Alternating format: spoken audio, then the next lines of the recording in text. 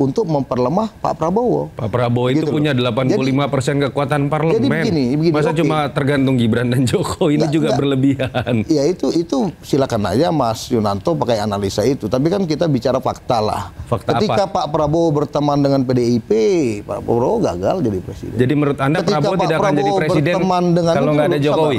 Iya, nanti itu bisa. Pak Prabowo berteman dengan Mas Anies Sandi, tidak juga. Menurut saya, biar bagaimanapun, Pak Prabowo adalah orang yang tahu bahwa kemenangan dia kemarin sebagai presiden itu antara lain diakibatkan oleh kehadiran Gibran. Diakibatkan oleh kehadiran Pak Jokowi. Apakah kamu melihat ada hal aneh dari beberapa narasi relawan Jokowi yang akhirnya mengungkit-ungkit kemenangan Prabowo di 2024 itu akibat dari peran besar dari pasangannya, yaitu Gibran? Yang ada di baliknya adalah Pak Jokowi. Para relawan Jokowi ini kompak mengeluarkan narasi yang sama.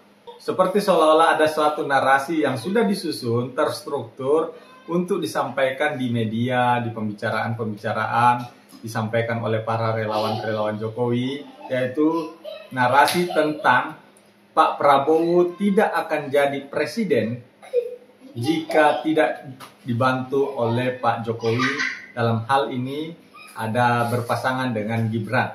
Memang mungkin saja di tahun 2024 pengaruh Pak Jokowi melalui Gibran itu memang sangat-sangat berpengaruh kepada hasil yang didapatkan oleh Pak Prabowo. Tetapi apakah ini nanti akan berlanjut di tahun 2024? Tentu ceritanya akan berbeda. Kenapa narasi ini selalu digaungkan akhir-akhir ini oleh para relawan Jokowi? Karena mungkin saja karena kita ketahui bahwa sebelumnya kan Pak Jokowi sudah mengeluarkan statement bahwa dukung Pak Prabowo Gibran satu paket ini lagi di tahun 2029. Nah, mungkin dari terjemahan para relawan Jokowi yang biasa disebut dengan termul ini itu menyusun strategi, mengeluarkan narasi bahwa Pak Prabowo tidak akan jadi apa-apa, tidak akan bisa jadi presiden kalau tanpa Gibran. Agar supaya keinginan dari bapak kepada anaknya ini bisa akan terus berlanjut, bisa menjadi wakil presiden lagi di tahun 2029.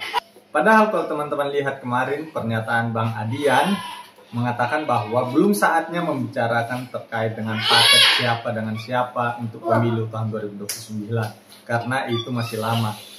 Nah, kalau menurut Bang Adian, Pak Jokowi ini memang seorang politisi tetapi bukan negarawan. Karena politisi hanya selalu berpikir untuk pemilu berikutnya, sedangkan negarawan untuk generasi berikutnya. Nah, coba teman-teman saksikan bagaimana narasi ini terstruktur, narasi ini masif digaungkan oleh relawan-relawan Jokowi. Itu secara mengemuka terlihat di publik, ya. Jadi mereka masih mengatakan bahwa kami nggak terima Pak Jokowi. Masalahnya Pak Jokowi ini dekat dengan Pak Prabowo. Menurut saya, biar bagaimanapun, Pak Prabowo adalah orang yang tahu bahwa kemenangan dia kemarin sebagai presiden itu antara lain diakibatkan oleh kehadiran Gibran.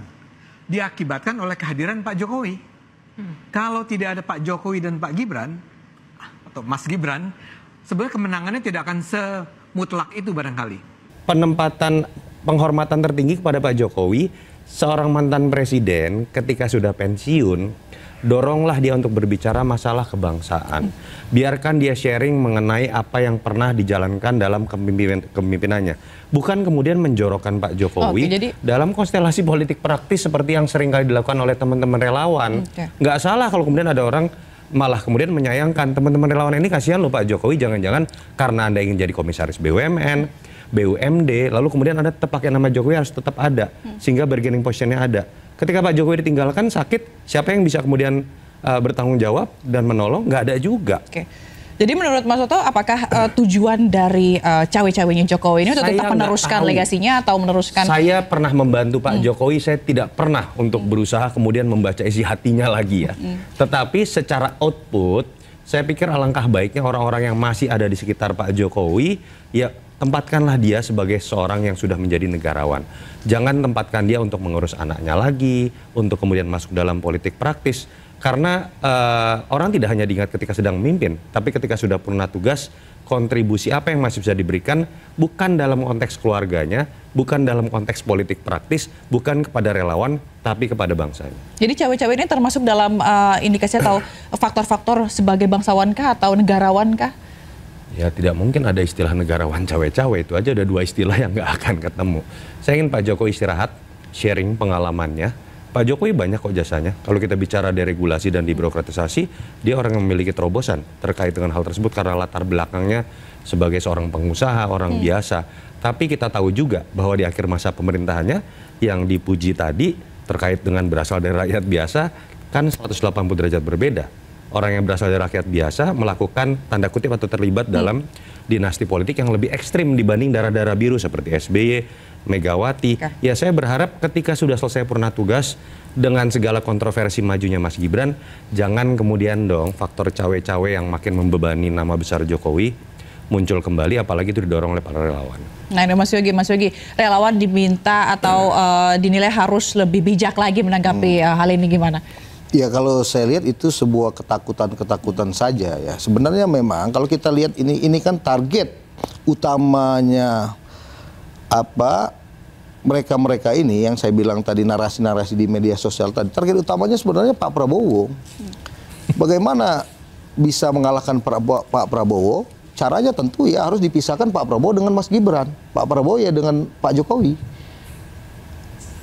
Itu kan cara-cara untuk memperlemah Pak Prabowo. Pak Prabowo itu gitu punya 85% kekuatan parlemen. Jadi begini, masa cuma tergantung Gibran dan Jokowi, ini juga berlebihan. Ya itu silakan aja Mas Yunanto pakai analisa itu. Tapi kan kita bicara fakta lah. Fakta ketika apa? Pak Prabowo berteman dengan PDIP, Pak Prabowo gagal jadi presiden. Jadi menurut Anda ketika Prabowo tidak akan jadi presiden kalau nggak ada Jokowi?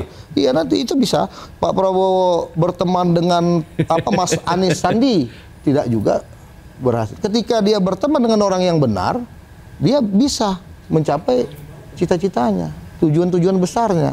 Nah ini kan hal yang memang harus kita jaga gitu loh. Bagi kami relawan Jokowi yang mendukung Prabowo Gibran ini sebuah keniscayaan yang harus kami jaga gitu. Nah bahwa Pak Prabowo hari ini punya hati baik, ingin merangkul semua kekuatan politik, ingin merangkul semua anak bangsa. Ini kebaikan Pak Prabowo. Dari situ kita melihat Pak Prabowo punya hati yang besar. Ini soal takut tadi, apakah memang tidak bisa mendapatkan dukungan kalau tidak ada Pak Jokowi atau seperti apa? Enggak, ini ketakutan lawan-lawan politiknya saja. Pak Jokowi baru bicara 2 kata, Prabowo Gibran ya, bicara kepada relawan, dukung Prabowo Gibran 2 periode. Ini sudah jadi ketakutan gitu loh. Maksud saya, kenapa kita harus pasang logika yang pesimis? Optimis saja lah. Bahwa memang ini yang harus dilakukan. Pak Prabowo dengan Mas Gibran ini ya 2 kekuatan besar, 2 kekuatan politik besar yang harus dijaga. Visi misinya, program-programnya, sampai dengan 2 periode. Baik, Mas Soto, kalau kita lihat ini bukan hal yang pertama kali dilakukan oleh Pak Jokowi, begitu ya, setelah pensiun jadi presiden, begitu ya. Sebelumnya juga Pak Jokowi banyak hal yang sudah dilakukan, begitu, untuk seolah-olah ini pengen mempertahankan bahwa nama Jokowi ini tetap muncul di media.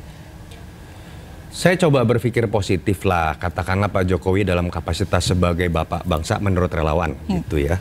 Tapi yang harus diingatkan kan adalah kita jangan menempatkan Pak Jokowi dan Pak Prabowo itu selalu dalam konteks kompetisi 2029, Gibran dengan Jokowi dengan Prabowo dalam konteks 2029. Kerja dulu. Makanya yang saya tadi sebutkan adalah jangan sensitif. Ketika kemudian ada orang berusaha menempatkan Pak Prabowo pada tempat sebagaimana mestinya, bahwa tidak boleh ada matahari kembar, tidak boleh bergantung dengan mantan presiden, tempatkanlah semua mantan presiden sama, itu adalah itu adalah penempatkan Pak Prabowo secara kebangsaan, bukan takut gitu. Ketika orang kemudian mengatakan nggak boleh ada matahari kembar, ya sama, itu konteks kebangsaan. Itu ada dalam semua literatur, bukan hanya dalam mulutnya kompetitor atau orang yang takut dengan Jokowi atau Prabowo, tidak.